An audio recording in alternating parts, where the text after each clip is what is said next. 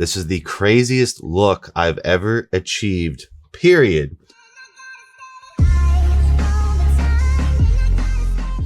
What is up, everyone? It's Russo. I hope everyone is doing well. Today's ASMR sip is 1997water.com. Coupon code Russo. ASMR Spritz, Intelligent Elephant, Oregon. There's your noises. All other discounts in the pinned comment below to support this unbiased content, as well as all sourcing for this topic, which is the advanced SARM's hybrid cycle for advanced lifters. This is not healthy. This is what I did. This is the craziest look I've ever achieved, period. I'll have Andrew throw it up. 250 pounds, completely separated, extreme cardio ability. I was able to pause front squat, 3 plates for volume, do 405 squat for volume, incline 125s like it's nothing easily. And at 23 years old, this was right before my life derailed initially. I was in the hot seat with this cycle and I wanted to go into it because I do feel like a lot of people are bitching about MPP and DECA, and MPP and DECA is the king of bulking. Remember, we have androgenic compounds and anabolic compounds. You don't want to be abusing androgenic compounds when you're trying to put on size. You want to lean towards the anabolic compounds. So realistically, the old school guys would do a DECA D-ball cycle, and that's how they would stack on their size. And then they would use DHTs to harden it up. A lot of people don't like the mental side effects, including me. Every time I use MPP, I end up quitting MPP, and I have never risked DECA. And I just don't like feeling like shit. I have made videos talking shit on DECA. You can watch them there. I wanted to go into this SARM's hybrid bulking stack because it features injectable SARMs. Injectable SARMs are dangerous. Injectable SARMs throw all the health benefits of SARMs out the window, but it's very powerful. And overall, the results I have speak for themselves, considering I'm the lab rat. I've tried all these different cycle setups, and if I'm saying this cycle setup is insane, even for you guys with better physiques than me on the other side of the camera, it's worth looking into. I'd recommend it. All right, so let's go into it. The first androgen I'm going to use is obviously testosterone as the base. I'm using a specific version of testosterone called sustanon. Sustanon is a blend of multiple esters, 4 esters of testosterone, which give you multiple peaking serum concentrations throughout the day. I am then going to change my injection frequency of sustanon to every day, every other day. And as far as the base level, it's dependent on the skeletal muscle AR you have. If you're an advanced user bigger than me on the other side of the camera, then it could be 500 to a gram. Personally, with the SARM's binding affinity at the AR docking being so much more powerful than the testosterone, I wanted to minimize spillover effects of estrogen and DHT conversion. I ended up going with 350 to 500 milligrams of sustanon a week, split into every day, every other day injections. You will notice a difference. Do not do sustanon if you're going to pin it every 4 days, because it's going to end up, you're going to have estrogen conversion, acne, DHT, you're going to hate me. Do the frequent injections. Make it worth it. Do the frequent injections. The next main anabolic androgen that you're going to add in is injectable LGD 4033. Don't expect to be lean, expect to be wet. This is different for everyone. Some people don't get the moon face side effects. Personally, with me, you can see in this footage, I am very lean body wise. My face still looks blown up, no matter if I ate low carbs that day or high carbs that day or just fasted the entire day. My face still has that water. With the injectable LGD, this is where the magic happens. So a lot of people dose oral LGD around 10 to 20 a day. When I did this cycle, I'll just say what I personally did. I do not recommend this. This is dangerous. This is advanced SARM's bulking hybrid stack with injectable SARMs that is not studied whatsoever. So with injectable LGD, I crept up to 50 milligrams a day, 50 on top of my sustanon base. So this is where I noticed myself exploding. The amount of lifting volume I could do in the gym was ludicrous. My strength, fullness, separation, density, everything was there. And that sustanon kept my estrogen in check. And overall, it looked like I was on legit ridiculous amounts of shit. This was the first time that everyone in the gym came up to me and asked me what I was taking. because everyone was making fun of me with like the little oral SARMs only cycles and I look half natty. This was the cycle that the biggest dudes in the gym are like, what are you doing, Russo? This is what I was doing.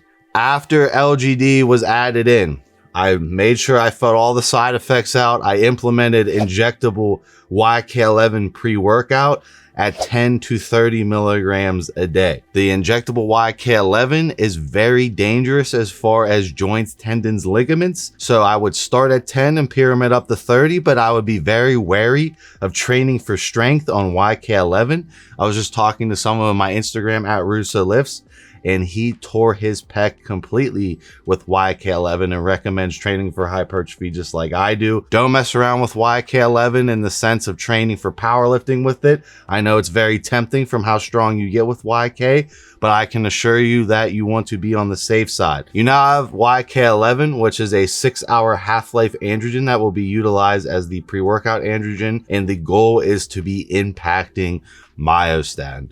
So myostatin is the ultimate genetic limiting factor for how much muscle you can carry. And that really comes down to follistatin and myostatin, the pendulum, right? We're going to decrease myostatin, which will allow the body to grow faster because the LGD is going to grow your body rapidly.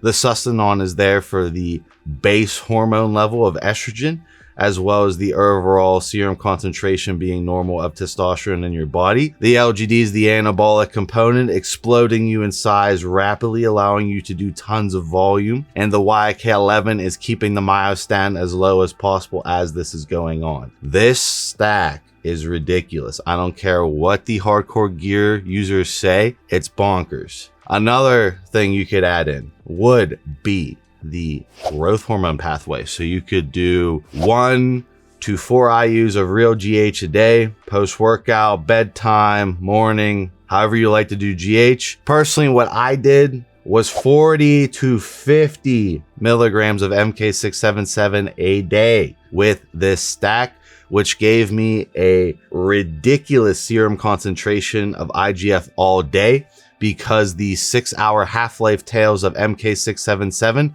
allow me to dose 677, 10 in the morning, 20 pre-workout in the fasted state, 10 after workout in the fasted state, and maybe 10 at night, right? That's how I was doing it. What is the side effect of that? The insulin sensitivity was getting fucked up, so I added in injectable L-carnitine with this to sensitize my androgen receptors to all this gear, as well as keep my blood glucose in check while using slim pills or a glucose disposal agent. So I'll have links to those as well. So the 677 is going to drive up ghrelin, which is going to increase your fight or flight response in the gym at that dosage. You're going to get paranoid. You're not going to like the way you mentally feel. You're going to feel like a fucking slug. But in the gym, your fight or flight system is going way harder because you're activating ghrelin so hard. Mix this with the androgens, mix this with the myostatin being lower, and you're creating the craziest anabolic environment to gain this size. This was the main stack I did to originally get to 250 pounds with veins. I had veins in my lats. I was so impressed with myself because it didn't look like I have the genes to build any muscle before this cycle happened.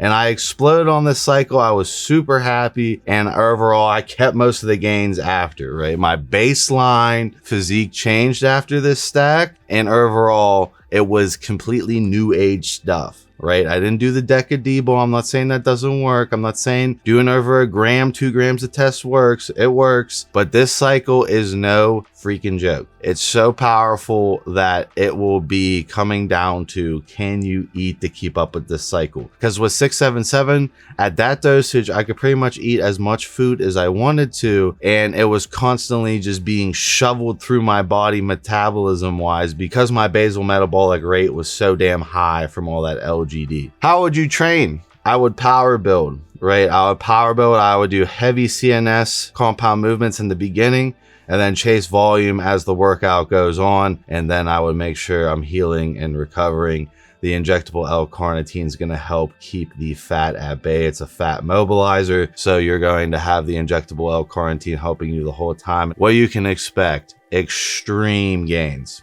And overall, you're going to have tons of side effects. You're going to mentally feel like crap from the 677. You're going to risk the joint and tendon issues from the YK11 and the virtually no data on it. You're going to risk your cholesterol being obliterated by the injectable LGD. However, the injectable LGD is nuts. It's not even comparable to oral. If you inject 50 a day of LGD, you will shit yourself how powerful it is. It's like bonkers. It's like, okay, I don't want stronger androgen than that. If you're consistently injecting 50 a day, it's bonkers. And then the sustanon is going to cause estrogen conversions as well as dihydrotestosterone conversions, which could lead towards estrogen-based acne, androgenic acne. With the MK677 combined with the sustanon, you're risking prolactin-based gyno as well. So it'd be good to have B6, Caberprami on hand just in case I gets out of whack. So there's a lot of stuff at play. This is polypharmacy drug abuse. But as far as the cycle that I can say completely changed my trajectory of what I thought I was able to accomplish with my body, it's a cycle. And it wasn't all gear. You know, and a lot of people want me to run traditional big gear cycles, and I'm going to feature those on this channel eventually. But you can't talk shit on the cycle because it's all documented. Google Russo injectable LGD, and all these videos are going to pop up, and you're going to see a 23-year-old who looked like a half natty SARM goblin does this cycle and looks like a legitimate competitor by the end of it. I shut everyone the fuck up with this cycle, and I really do attribute it to that injectable LGD 4033. That shit was insane. That shit ruined my blood work after. It took me like 2 months to get my blood work completely back on track, cruising on testosterone. But during it, I was risking it for the biscuit, and that cycle is by far the craziest bulking, advanced, hybrid injectable SARM cycle you can do. I will see you guys on my next video.